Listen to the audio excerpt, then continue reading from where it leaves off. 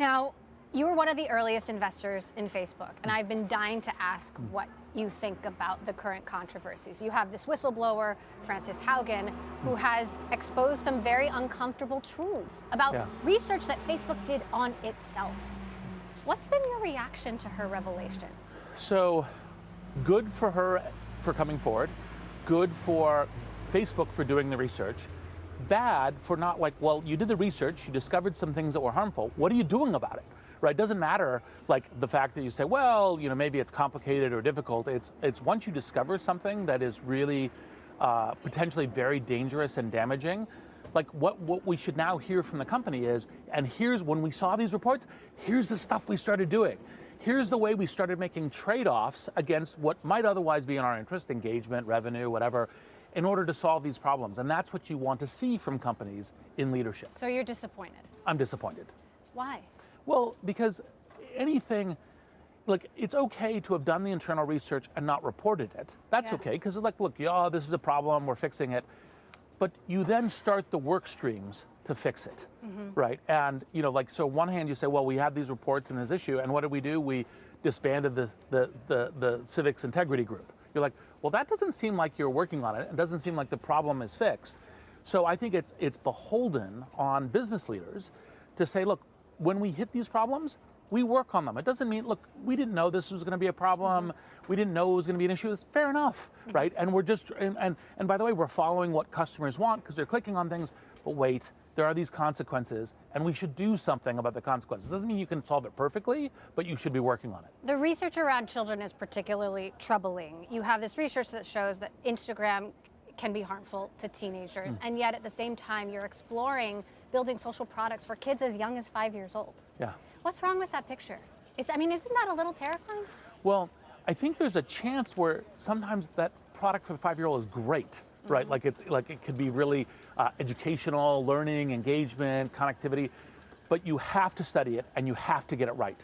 Like kids, the whole reason we have childhood is we protect them and help them grow into adults.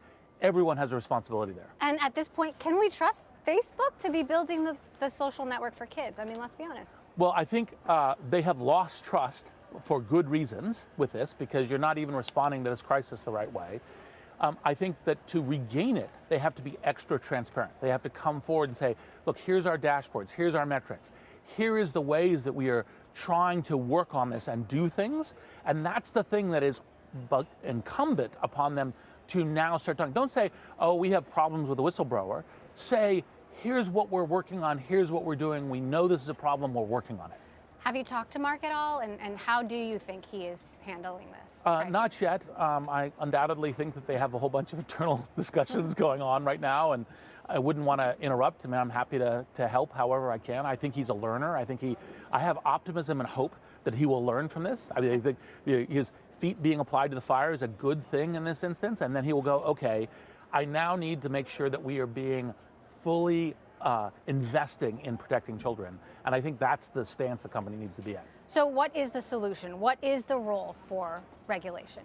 So, well, there's regulation, but I think it starts with what's the dashboard that Facebook should be managing towards? So, for example, you say, well, we have an engagement dashboard, we have a sessions dashboard, we have those, great. We should also have other things in that dashboard. We should say, well, look, if it's causing, we know that certain kinds of content is causing body image issues or causing other kinds of things, well, we should add that to our dashboard, and we should be measuring to make sure that we are having a positive impact there, not a negative. You don't just need one variable. You don't just need do they click on it? That's not the only variable. You can put other variables in it. It's part of the reason why you have a large company.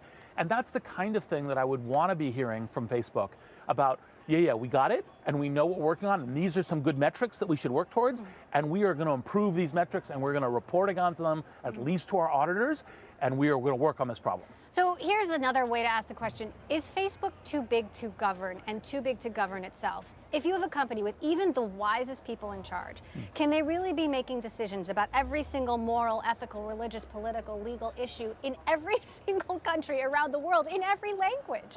So, is that even possible? Look, it's challenging and it's never going to be perfect. There's always going to be lots of errors. But I do think, for example, one thing, take, for example, the issues of governance in other languages where you don't have it.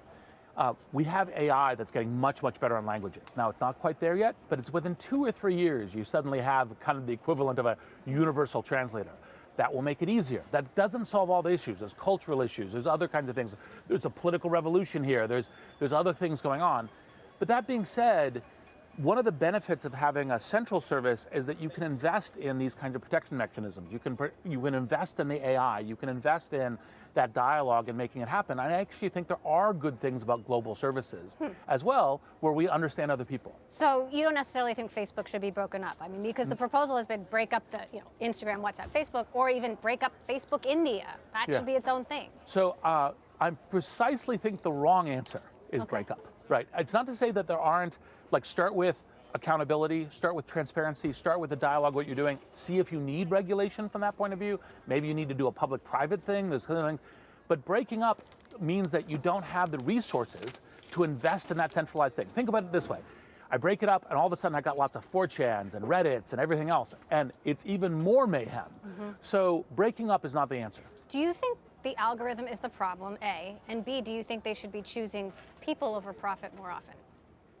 So the algorithm is part of the problem, but also can be part of the solution, because of which variables are you maximizing? You're only maximizing engagement, only maximizing sessions, then you're going to have some problems.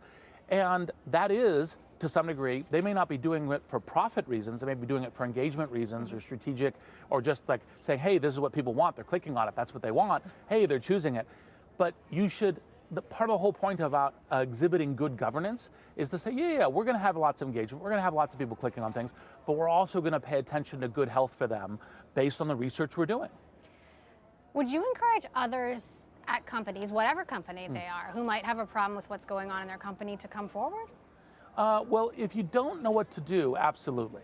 You should go talk to people.